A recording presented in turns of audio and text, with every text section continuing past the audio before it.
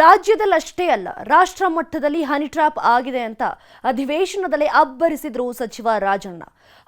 ಹೌದು ಅಂತ ರಾಜಣ್ಣ ಪುತ್ರ ರಾಜೇಂದ್ರ ಅವರು ಅಪ್ಪನ ಮಾತಿಗೆ ಒಗ್ಗರಣೆ ಹಾಕಿದ್ರು. ಈಗ ನೋಡಿದ್ರೆ ಹನಿ ಟ್ರ್ಯಾಪ್ ಕತ್ತಿಯನ್ನೇ ಹಳ್ಳ ಹಿಡಿಸ್ತಿದ್ದಾರೆ. ಹನಿ ಟ್ರ್ಯಾಪ್ ಬದಲು ಕೊಲೆಗೆ ಪ್ರಯತ್ನಿಸಿದ್ರು ಅಂತ ಕೇಸನ್ನೇ ಟ್ವಿಸ್ಟ್ ಮಾಡಿ ದೂರು ಕೊಟ್ಟಿದ್ದಾರೆ ರಾಜೇಂದ್ರ. ನನ್ನ ಮೇಲೂ ಕೂಡ ಅಟೆಂಪ್ಟ್ ಮಾಡಿದ್ದಾರೆ. ಆ ಸಚಿವನನ್ನ ವಜಾ ಮಾಡಿ ನಂತರ ನೀವು ಬಜೆಟ್ ಉತ್ತರ ಕೊಡಿ. ಯಾರಿಗೂ ರಕ್ಷಣೆ ಮಾಡಲ್ಲ. ನಾನು ಹೇಳಿ ಕಮಿಟ್ ಆಗಿದ್ದೇನೆ, ತನಿಖೆ ಮಾಡಿಸ್ತೇನೆ. ಕಳೆದ ಶುಕ್ರವಾರವಷ್ಟೇ ವಿಧಾನಸಭೆಯಲ್ಲಿ ನಿಂತು ಸಹಕಾರ ಸಚಿವ ಕೆಎನ್ ರಾಜಣ್ಣ ನನ್ನನ್ನು ಹನಿ ಟ್ರ್ಯಾಪ್ ಮಾಡಲು ಯತ್ನಿಸಿದ್ದಾರೆ, ಅದಕ್ಕೆ ಸಂಬಂಧಿಸಿದ ಸಾಕ್ಷಿಗಳ ಸಮೇತ ದೂರು ಕೊಡುವುದಾಗಿ ಘೋಷಿಸಿದ್ದರು. ಸುಮಾರು ನಿಮ್ಗೆ ಹೇಳ್ತೇನೆ, ನನಗಿರೋ ಮಾಹಿತಿ ಅಂತ 48 ಜನಗಳಿದ್ದಾರೆ, ಒಬ್ರು ಇಬ್ರು ಇಲ್ಲ. ನಾನು ನಮ್ಮ ಗೃಹ ಮಂತ್ರಿಗಳಿಗೆ ಒತ್ತಾಯ ಮಾಡ್ತೇನೆ, ನಾನು ಒಂದು ಲಿಖಿತ ಕಂಪ್ಲೇಂಟ್ ಅನ್ನು ಕೊಡ್ತೀನಿ. ಆ ಕಂಪ್ಲೇಂಟ್ ಆಧರಿಸಿ ಅವರು ತನಿಖೆ ಮಾಡಿಸಬೇಕು. ಅಪ್ಪ ಒಳಗೆ ವಿಧಾನಸಭೆಯಲ್ಲಿ ನಿಂತು ಹನಿ ಟ್ರ್ಯಾಪ್ ಬಗ್ಗೆ ಮಾತಾಡಿದ್ದರೆ ಅದೇ ದಿನ ವಿಧಾನಸೌಧದ ಹೊರಗೆ ನ್ಯೂಸ್ 18 ಕನ್ನಡದ ಜೊತೆ ಮಾತಾಡಿದ್ದ ರಾಜಣ್ಣ ಅವರ ಪುತ್ರ ಎಂಎಲ್ಸಿ ರಾಜೇಂದ್ರ ತನ್ನನ್ನು ಹನಿ ಟ್ರ್ಯಾಪ್ ಮಾಡಲು ಯತ್ನಿಸಿದ್ದರು ಅಂತ ಹೇಳಿದ್ರು. ರಾಜಣ್ಣನ ಮೇಲೆ ಅಂತ ಅಲ್ಲ, ಕಳೆದ 6 ತಿಂಗಳಿಂದ ನನ್ನ ಮೇಲೂ ನಡೀತಾ ಇದೆ. ಸೊ ಅದರಿಂದ ಇದು ವಿರೋಧ ಪಕ್ಷದವ್ರು ಮಾಡ್ತಾರೋ ನಮ್ಮ ಪಕ್ಷದವರೇ ಮಾಡ್ತಾರೆ ಅನ್ನೋ ಅಂಥದ್ದು ಮಾತಲ್ಲ. ಬಟ್ ಆದರೆ ಇದು ಸಹಜವಾಗಿ ಇದು ಯಾರು ಮಾಡ್ತಾ ಇದ್ದಾರೆ, ಸೊ ಅದು ಈಗ ಸದನದಲ್ಲಿ ತನಿಖೆ ಮಾಡೋದಕ್ಕೆ ಒತ್ತಾಯ ಮಾಡಿರ್ಬೋದು ಅಂತ ಅನ್ಕೊಂತೀನಿ. ಆದ್ರೆ ಇಂದು ನೋಡಿದ್ರೆ ಎಲ್ಲಾ ಉಲ್ಟಾ. ತನ್ನನ್ನು ಹನಿ ಟ್ರ್ಯಾಪ್ ಮಾಡಲು ಯತ್ನಿಸಿಲ್ಲ, ಆದ್ರೆ ಕೊಲೆ ಮಾಡಲು ಸುಪಾರಿ ಕೊಟ್ಟಿದ್ದಾರೆ ಅಂತಿದ್ದಾರೆ ರಾಜಣ್ಣ ಅವರ ಪುತ್ರ ರಾಜೇಂದ್ರ. ಅಂತ ವಿಚಾರ ಬಂದಂಥ ಸಂದರ್ಭದಲ್ಲಿ ನಾನು ಮುಂಚೆಯಿಂದ ಹೇಳಿದಾಗೆ ನನ್ನ ಮೇಲೇನು ಹನಿ ಟ್ರ್ಯಾಪ್ ಆಗಿಲ್ಲ. ಪ್ರಯತ್ನ ಅಂತ ಹೇಳಿದ್ರೆ ಫೋನ್ಸ್ ಕಾಲ್ಸ್ ಬರ್ತಿದೆ ಅಂತ ಮಾತನ್ನ ನಾನು ನಿಮ್ಮ ಹತ್ರ ಮೊದಲ ಬಾರಿ ಮಾತಾಡಿದಾಗ ಫೋನ್ಸ್ ಕಾಲ್ಸ್ ಬರ್ತಿದೆ ಅಂತ ನಾನು ಹೇಳಿದ್ದೆ. ಅಪ್ಪ ಮಗ ಕಳೆದೊಂದು ವಾರದಿಂದ ಹನಿ ಟ್ರ್ಯಾಪ್ ವಿಚಾರದಲ್ಲಿ ಹೇಳಿರುವ ಮಾತುಗಳನ್ನ ಕೇಳ್ತಾ ಹೋದ್ರೆ ಹಾಗೆ ಹೇಳಿದ್ದೂ ಇವರೇ, ಹೀಗೆ ಹೇಳ್ತಿರೋದೂ ಇವರೇನಾ ಎಂಬ ಗೊಂದಲ ಸಾಮಾನ್ಯ ಜನರನ್ನ ಕಾಡಿದ್ರೆ ತಪ್ಪೇನಲ್ಲ.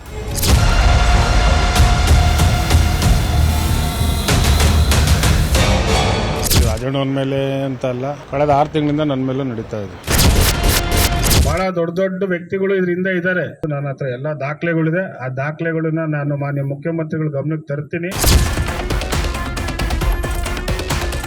ಬಂದಿದ್ದಾರೆ, ಪ್ರಯತ್ನ ಮಾಡಿದ್ದಾರೆ, ಪ್ರಯತ್ನ ಸಕ್ಸಸ್ ಆಗಿಲ್ಲ.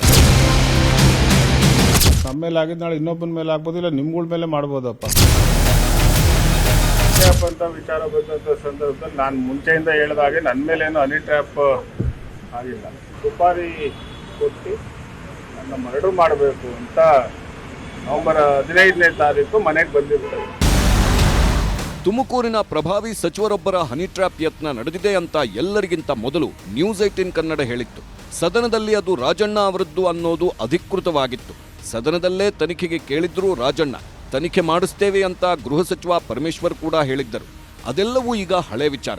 ಆದ್ರೆ ಈಗ ಆಗ್ತಿರೋದೇ ಬೇರೆ. ಕಳೆದೊಂದು ವಾರದಿಂದಲೂ ಹನಿ ಹನಿ ಅಂತಿದ್ದವರು ಇದೀಗ ಒಮ್ಮೆಲೇ ಸುಪಾರಿ ಕೊಲೆ ಅಂತಿದ್ದಾರೆ.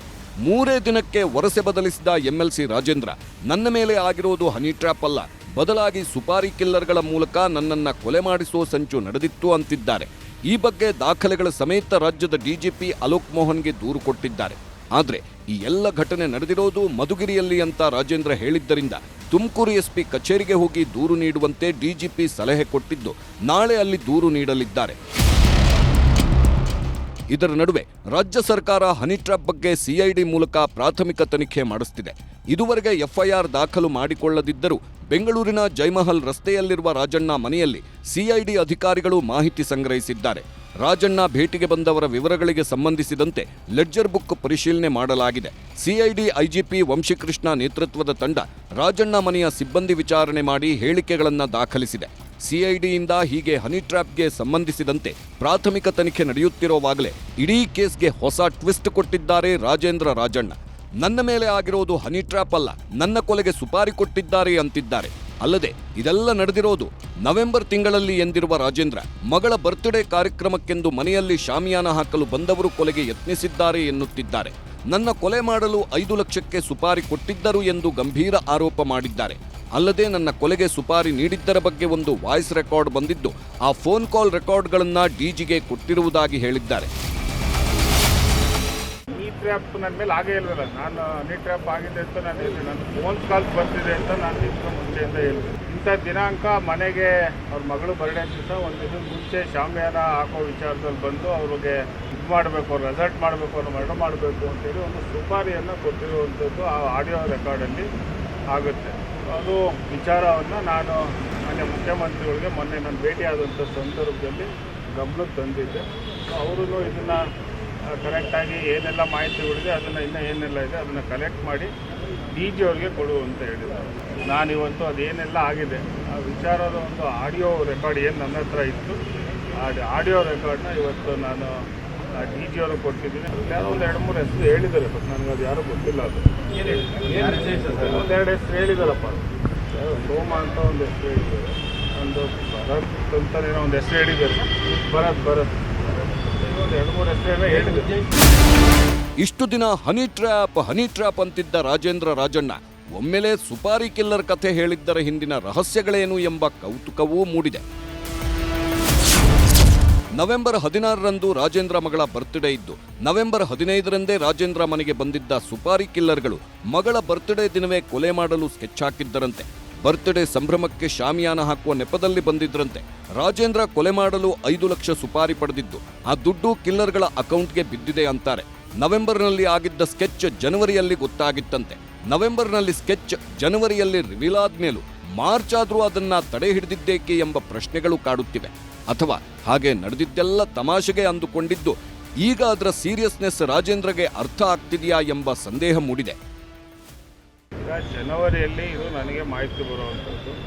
ನಾನು ಫಸ್ಟು ಸ್ವಲ್ಪ ಇದೇನೋ ಯಾರೋ ಮಾಡ್ತಿದ್ದಾರೆ ಸುಮ್ಮನೆ ತಮಾಷೆಗೆ ಅಂತ ಅಂದ್ಕೊಂಡೆ, ಬಟ್ ಇದು ಬೇರೆ ಬೇರೆ ರೀತಿಯಲ್ಲಿ ಇದು ಬೆಳವಣಿಗೆ ನಡೀತಾ ಇದೆ. ಸೊ ನಾನು ಅದನ್ನು ಈಗ ಏನು ಕಂಪ್ಲೇಂಟ್ ನಾಳೆ SP ಅವ್ರಿಗೆ ಕೊಡ್ತೀನಿ, ಅದನ್ನು ಅವ್ರು ಇನ್ವೆಸ್ಟಿಗೇಷನ್ ಸ್ಟಾರ್ಟ್ ಮಾಡಿದ್ಮೇಲೆ ಇದು ಬೇರೆ ಏನೆಲ್ಲ ಅದರೊಳಗಡೆ ನನಗೆ ಇನ್ನೂ ಮಾಹಿತಿಗಳಿದೆ ಅದನ್ನು ಇನ್ವೆಸ್ಟಿಗೇಷನಲ್ಲಿ ಹೇಳ್ತೀನಿ ಅಂತ ಮಾತಾಡಿ. ಅವ್ರಿಗೆ ಯಾರ್ಯಾರು ಬಂದಿದ್ರು ಏನು ಅಂತ ತಾನೇ ಅವರು ಪ್ರಿಲಿಮಿನರಿ ಇವತ್ತು ತನಿಖೆ ಪ್ರಾರಂಭ ಮಾಡಿದ್ದಾರೆ. ಇವತ್ತು ಏನು ಗೌರ್ಮೆಂಟ್ ಗೆಸ್ಟ್ ಹೌಸ್ ಇದೆ ಜೈಮಾಲ್ ರೋಡಲ್ಲಿ, ಅಲ್ಲಿಗೆ ಇವತ್ತು CID ಅವರು ಹೋಗಿ ಇವತ್ತು ಅಲ್ಲಿರೋವಂಥ ಮನೇಲಿ ಯಾರೆಲ್ಲ ಕೆಲಸದವರಿದ್ದಾರೆ ಅವ್ರನ್ನೆಲ್ಲ ಯಾರು ಬರ್ತಾ ಇದ್ದಾರೆ ಏನು ಅಂತ ಇವತ್ತು ತನಿಖೆ ಪ್ರಾರಂಭ ಮಾಡಿದ್ದಾರೆ ಅಂತ ಮಾಹಿತಿ ನನಗಿರೋ. ಮಗ ಹೀಗೆ ಹೊಸದೊಂದು ಬಾಂಬ್ ಸಿಡಿಸಿದ್ರೆ ಅಪ್ಪ ನನಗೆ ಅದರ ಬಗ್ಗೆ ಏನೂ ಗೊತ್ತಿಲ್ಲ ಎನ್ನುತ್ತಿದ್ದಾರೆ. ರಾಜೇಂದ್ರ ಅವರ ಕೊಲೆಗೆ ಸುಪಾರಿ ಕೊಟ್ಟಿದ್ದಾರೆ ಎಂಬಂತಹ ಗಂಭೀರ ಪ್ರಕರಣದ ಬಗ್ಗೆ ಮಗ ಅಪ್ಪನಿಗೆ ಹೇಳಿಲ್ವಾ ಎಂಬ ಅನುಮಾನ ಮೂಡುತ್ತಿದೆ. ಆದರೆ ಈ ವಿಚಾರದ ಬಗ್ಗೆ CM ಹಾಗೂ ಗೃಹ ಮಂತ್ರಿಗಳು ತೀರ್ಮಾನ ಮಾಡ್ತಾರೆ ಬಿಡಿ ಎಂದು ಹೇಳಿ ಸಚಿವ ರಾಜಣ್ಣ ಜಾರಿಕೊಂಡ್ರು. ಅಂದ್ರೆ ನಿಮ್ಮ ಮೊಮ್ಮಗಳ ಬರ್ಡೇ ಕಾರ್ಯಕ್ರಮದಲ್ಲಿ ಕೊಲೆ ಪ್ರಯತ್ನ ನಿಮ್ಮ ಮಗನ ಮೇಲೆ ನಡೆದಿದ್ದ? ನನಗೆ ಗೊತ್ತಿಲ್ಲ. ಅದ್ರ ಬಗ್ಗೆ ನಾನು ಯಾವುದೇ ರಿಯಾಕ್ಷನ್ ಕೊಡೋದಿಲ್ಲ. ದಯಮಾಡಿ ನನಗೆ ಒತ್ತಾಯ ಮಾಡಬೇಡಿ. ಅದು ಗೃಹ ಮಂತ್ರಿಗಳಿಗೆ ಮುಖ್ಯಮಂತ್ರಿಗಳು ಬಿಟ್ಟಂತ ವಿಚಾರ. ಹನಿ ಅಂತಿದ್ದ ರಾಜೇಂದ್ರ ಈಗ ಉಲ್ಟಾ ಹೊಡೆದಿದ್ದಾರೆ. ಮತ್ತೊಂದೆಡೆ ಸಚಿವ ರಾಜಣ್ಣ CM ಹೋಮ್ ಮಿನಿಸ್ಟರ್ ಕಡೆ ಬೊಟ್ಟು ಮಾಡುತ್ತಿದ್ದಾರೆ. ಇವರ ನಿಲುವುಗಳಲ್ಲಿ ಆಗಿರುವ ಅನಿರೀಕ್ಷಿತ ಬದಲಾವಣೆಗಳನ್ನು ನೋಡುತ್ತಿದ್ರೆ ಹನಿ ಟ್ರ್ಯಾಪ್ ಕೇಸ್ ಹಳ್ಳ ಹಿಡಿತಾ ಎಂಬ ಅನುಮಾನ ಮೂಡಿದೆ. ಆರಂಭದಿಂದಲೂ ಅನುಮಾನಗಳ ಸುತ್ತಲೇ ಇತ್ತು ಹನಿ ಟ್ರ್ಯಾಪ್ ಕೇಸ್. ಸದನದಲ್ಲಿ ಸಚಿವ KN ರಾಜಣ್ಣ ಪ್ರಸ್ತಾಪ ಮಾಡೋ ವಿಚಾರದಲ್ಲೂ ಗೊಂದಲ ಏರ್ಪಟ್ಟಿತ್ತು. ತಾವಾಗೆ ಪ್ರಸ್ತಾಪ ಮಾಡಿದ್ರೋ, ಯತ್ನಾಳ್ ಕೇಳಿದ್ದಕ್ಕೆ ಮಾಡಿದ್ರೋ, ಹೇಳಿ ಮಾಡಿಸಿದ್ರೋ ಎಂಬೆಲ್ಲ ಅನುಮಾನ ಅಂದೇ ಮೂಡಿತ್ತು. ದೂರು ಕೊಡುವ ವಿಚಾರದಲ್ಲೂ ಗೊಂದಲ, ವಿಳಂಬ, ನಿಗೂಢ ನಿರ್ಧಾರಗಳು ಎದ್ದೆದ್ದು ಕಾಣುತ್ತಿದ್ದವು. ಪೊಲೀಸ್ ಸ್ಟೇಷನ್ ಬದಲು ಗೃಹ ಸಚಿವರು DGPಗೆ ದೂರು ಕೊಟ್ಟರು. ಅಷ್ಟಕ್ಕೂ ಸಾಲದೆ ಆರಂಭದಿಂದಲೂ ಹನಿ ಟ್ರ್ಯಾಪ್ ಅಂತಿದ್ದವರು ಇದೀಗ ಸುಪಾರಿ ಕಿಲ್ಲರ್ ಕಥೆ ಹೇಳ್ತಿದ್ದಾರೆ. ಹಾಗಾಗಿ ಹನಿ ಟ್ರ್ಯಾಪ್ ಹಿಂದಿರುವ ಆ ಮಹಾನಾಯಕನ ವಿರುದ್ಧ ಮಾತನಾಡಲು ಹಿಂದೇಟು ಹಾಕ್ತಿದ್ದಾರ ಅಪ್ಪ ಮಗ ಎಂಬ ಪ್ರಶ್ನೆಗಳು ಎದ್ದಿವೆ. ಹೈಕಮಾಂಡ್ ಎಂಟ್ರಿಯಿಂದಾಗಿ ಎಲ್ಲಾ ನಿರ್ಧಾರಗಳು ನಿಗೂಢವಾಗಿ ಆಗಿ ಹೋಯ್ತಾ ಎಂಬ ಅನುಮಾನವೂ ಕೈಪಾಳೆಯದಲ್ಲಿ ಎದ್ದಿದೆ. ಏನೇ ಆದ್ರೂ ಹನಿ ಟ್ರ್ಯಾಪ್ ಮಾಡಲು ಯತ್ನಿಸಿದ್ದರು ಎಂಬ ಸಚಿವ ರಾಜಣ್ಣ ಮಾತು ಈಗಾಗಲೇ ವಿಧಾನಸಭೆಯಲ್ಲೇ ಹೇಳಿದ್ದರಿಂದ ಈಗ ನಾನು ಹಾಗೆಲ್ಲ ಹೇಳೇ ಇಲ್ಲ ಅಂತ ಅಲ್ಲಗಳೆಯುವುದಕ್ಕೂ ಆಗಲ್ಲ. ಆದರೆ ಕಾಂಗ್ರೆಸ್ನಲ್ಲಿ ನಡೆಯುತ್ತಿರುವ ಕುರ್ಚಿ ಕಾಳಗ ಮತ್ತು ಸಚಿವ ಸಂಪುಟಕ್ಕೆ ಸರ್ಜರಿ ಮಾಡುವ ಸಾಧ್ಯತೆ ಹಿನ್ನೆಲೆಯಲ್ಲೇ ಈ ಹನಿ ಟ್ರ್ಯಾಪ್ ಯತ್ನ ಪ್ರಕರಣ ಎಂಬ ಪುಕಾರು ಎಬ್ಬಿಸಿ ಅದರ ಮೂಲಕ ರಾಜಕೀಯ ಲಾಭ ಪಡೆಯುವ ಲೆಕ್ಕಾಚಾರ ಎಲ್ಲೋ ಉಲ್ಟಾ ಹೊಡೆದಂತೆ ಭಾಸವಾಗುತ್ತಿದೆ. ಹೀಗಾಗಿ ಇವೆಲ್ಲ ಮುಂದೆ ಯಾವ ಸ್ವರೂಪ ಪಡೆದುಕೊಳ್ಳುತ್ತವೆ ಅನ್ನೋದೇ ಈಗಿರುವ ಕುತೂಹಲ. Bureau report, news 18.